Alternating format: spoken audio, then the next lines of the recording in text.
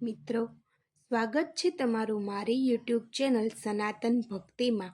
આજે આપણે મહાસુદ સાતમ એટલે કે ભગવાન સૂર્યનારાયણની રથ સપ્તમી વિશે અને તેના મહાત્મ્ય વિશે વાત કરીશું। સૂર્યનો ઉત્પત્તિ દિવસ એટલે રથ સપ્તમી। આ દિવસે ભગવાન સૂર્યદેવે જગતને પ્રકાશિત કર્યું હતું। મહા મહિનાના સુદ પક્ષની સપ્તમીને રથ સપ્તમી, અચલા સપ્તમી અથવા આરોગ્ય સપ્તમી તરીકે ઓળખવામાં આવે છે।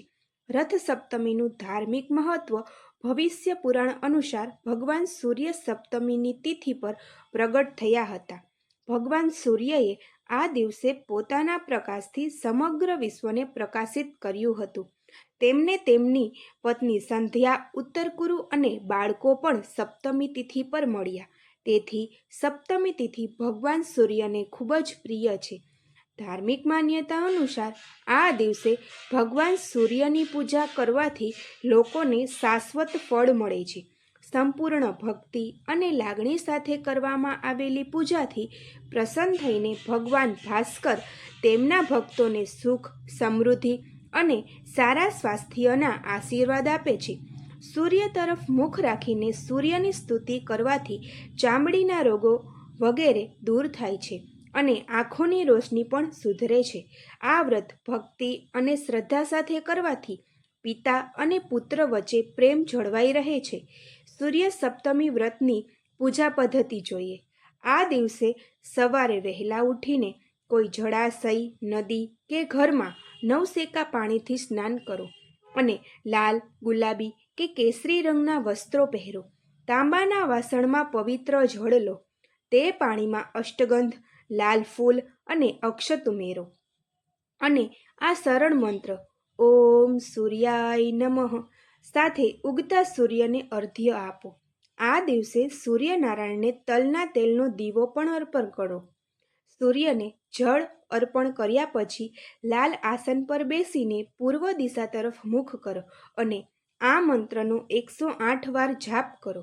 આમ કરવાથી તમને સૂર્ય ભગવાનની કૃપા પ્રાપ્ત થશે। પૂજાના નિયમો જોઈએ। આ દિવસે વિકલાંગ, ગરીબ અને બ્રાહ્મણોને પોતાની ક્ષમતા મુજબ જરૂરી વસ્તુઓ આપવી જોઈએ। આ દિવસે સૂર્યની ઉપાસના કરનારાઓ માટે એક સમયે મીઠા વગરનો અલૂણો ખોરાક અથવા ફળ ખાવાનો નિયમ છે।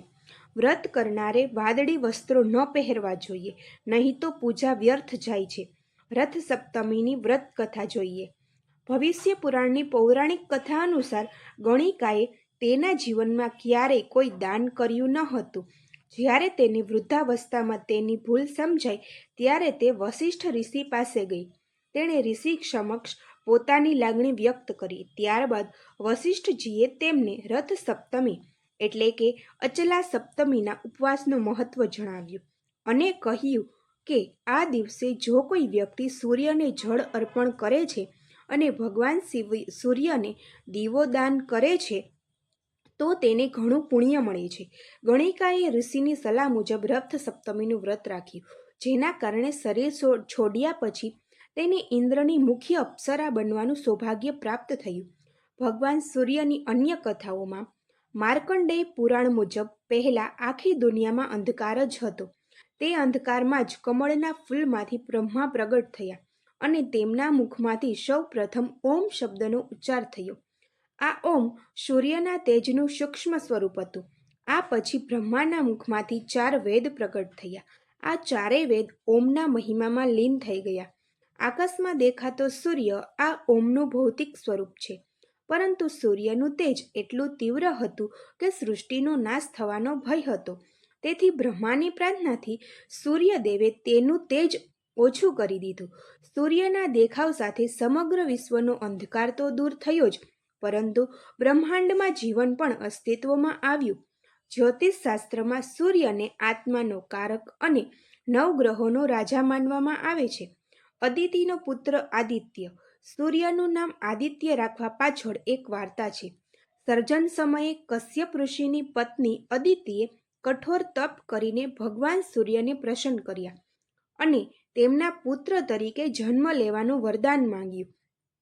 સૂર્યએ તેને આ વરદાન આપ્યું અને તેના 7 કિરણોમાંથી એક સુષુમ્ના કિરણ દ્વારા તેના ગર્ભમાં પ્રવેશ કર્યો. જ્યારે અદિતિના ગર્ભમાંથી સૂર્યનો જન્મ થયો ત્યારે તે દિવસે માઘ એટલે કે મહા મહિનાના શુક્લ પક્ષની 7મી તિથિ હતી.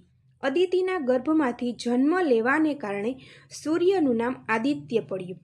સૂર્યના રથમાં 7 ઘોડા હોવાથી તેને રથ સપ્તમી કહેવામાં આવે છે. આ સિવાય આ તિથિને આરોગ્ય સપ્તમી, માઘ સપ્તમી, અચલા સપ્તમી, વિધાન સપ્તમી વગેરે નામોથી પણ ઓળખવામાં આવે છે. સૂર્યના રથમાં ગાયત્રી, ભારતી, ઉષ્ણિક, જગતી, ત્રિસ્તપ, અનુસ્તપ અને પંક્તિ નામના 7 ઘોડા છે. આ 7 ઘોડા અઠવાડિયાના 7 દિવસો 7 કિરણોનું પ્રતીક છે. સૂર્યના રથનું પૈડું સંવત્સર વર્ષનું પ્રતિનિધિત્વ કરે છે અને તેમના 12 આરાઓ 12 મહિનાનું પ્રતિનિધિત્વ કરે છે. રથ સપ્તમીએ સૂર્યદેવને રથ પ્રાપ્ત થયેલો. રથ સપ્તમી સાથે જોડાયેલી બીજી કથા પણ છે. આ વાર્તા કહે છે કે જ્યારે સૂર્યદેવ લાંબા સમય સુધી ઊભા રહ્યા ત્યારે તેમના પગ દુખવા લાગ્યા. પછી તેમણે ભગવાન વિષ્ણુ સમક્ષ પોતાની સમસ્યા રજૂ કરી. સૂર્ય ભગવાનની સમસ્યાનું નિરાકરણ કરવા માટે વિષ્ણુએ તેમને હીરાના જડેલા સોનાનો રથ આપ્યો. આ રથના સારથી અરુણદેવ હતા. જે દિવસે સૂર્ય ભગવાનને આ રથ મળ્યો તે માઘ માસના શુક્લ પક્ષની સપ્તમી હતી. આ દિવસે સૂર્ય આ રથ પર બિરાજમાન હોવાથી તેને રથ સપ્તમી પણ કહેવામાં આવે છે. આ દિવસે ગંગામાં સ્નાન કરવાથી, સૂર્યની પૂજા કરવાથી અને સૂર્ય સંબંધિત વસ્તુઓનું દાન કરવાથી સૂર્ય સંબંધિત દોષો દૂર થાય છે. એટલું જ નહીં, આ દિવસે સૂર્યની સાથે તેમના રથને લગાડેલા 7 ઘોડાઓની પણ પૂજા કરવામાં આવે છે. આરોગ્ય સપ્તમીની કથા જોઈએ. આ સાથે જોડાયેલી અન્ય એક કથા અનુસાર ભગવાન કૃષ્ણના પુત્ર સાંબને પોતાની શક્તિ અને શારીરિક સુંદરતા પર ખૂબ જ ઘમંડ હતું. એકવાર દુર્વાસા ઋષિ કૃષ્ણને મળવા આવ્યા. કઠોર તપસ્યાને કારણે ઋષિ દુર્વાસાનું શરીર ખૂબ જ નબળું પડી ગયું હતું. તેમનું પાતળું શરીર જોઈને સાંબ હસી પડ્યો. ઋષિએ આને અપમાન માન્યું. સાંબની આ ઉદ્ધતાઈથી દુર્વાસા ઋષિ ખૂબ ગુસ્સે થયા અને તેમણે સાંબને રક્તપિત્તનો રોગ થવાનો શ્રાપ આપ્યો. ઋષિના શ્રાપથી સાંબને રક્તપિત્ત થયું. વિવિધ ઉપચારો પછી પણ તે સાજો થયો ન હતો. પછી કૃષ્ણએ સાંબને સૂર્યની પૂજા કરવાની સલાહ આપી. સાંબે સૂર્યની ઉપાસના કરીને રક્તપિત્તમાંથી મુક્તિ મેળવી.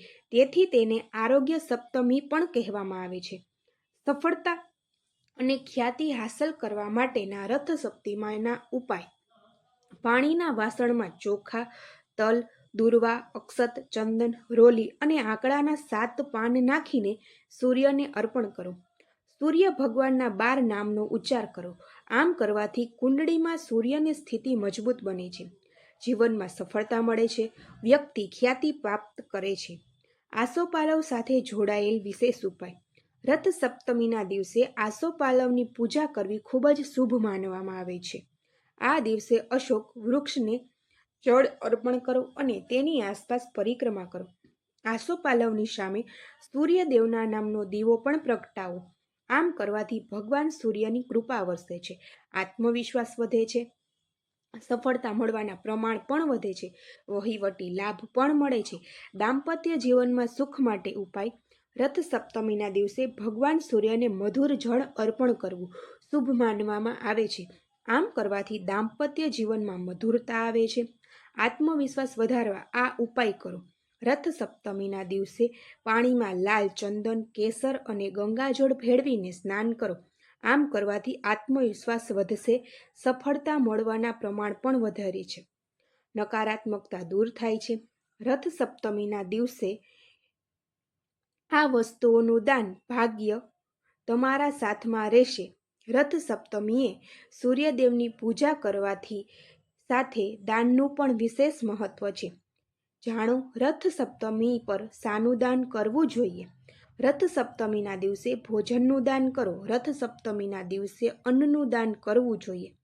એવું માનવામાં આવે છે કે આ દિવસે અન્નનું દાન કરવાથી ઘરમાં સુખ સમૃદ્ધિ આવે છે. અને ઘર ધન ધાન્યથી ભરેલું રહે છે. ઘરમાં શાંતિ રહે છે. રથ સપ્તમીના દિવસે જળનું દાન કરો. આ દિવસે પાણીનું દાન કરવું પણ ખૂબ જ ફાયદાકારક માનવામાં આવે છે. રથ સપ્તમીના દિવસે પાણીનું દાન કરવાથી મન શાંત રહે છે અને એકાગ્રતા વધે છે. ઉપરાંત તમે જીવનમાં સફળતા મેળવવાનું શરૂ કરો છો. રથ સપ્તમીના દિવસે માટીનું દાન કરો. રથ સપ્તમીના દિવસે માટીનું દાન કરવું પણ શુભ માનવામાં આવે છે. જો તમે મંદિર, હોસ્પિટલ, ધાર્મિક સ્થળ, શાળા વગેરેના નિર્માણ માટે માટીદાન કરો છો તો તે તમારા પોતાના મકાનની શક્યતાઓ બનાવે છે. રથ સપ્તમીના દિવસે વસ્ત્રોનું દાન કરો. રથ સપ્તમીના દિવસે વસ્ત્રોનું દાન કરવું પણ શુભ છે. આ દિવસે કોઈ પણ જરૂરિયાતમંદને વસ્ત્રોનું દાન કરો. જો તમે ઈચ્છો તો કોઈ પણ મંદિરમાં પ્રસાદ તરીકે કપડાં ચઢાવી શકો છો. રથ સપ્તમીના દિવસે સિક્કાનું દાન કરો. રથ સપ્તમીના દિવસે ધનનું દાન પણ કરવું જોઈએ. આ દિવસે કોઈના શિક્ષણ અથવા સારવાર માટે જરૂરી વસ્તુઓનું તથા શુભ કામમાં ધનનું દાન કરવાથી ઘર પર ક્યારેય આર્થિક સંકટ આવતું નથી. જય સૂર્યનારાયણ ભગવાન.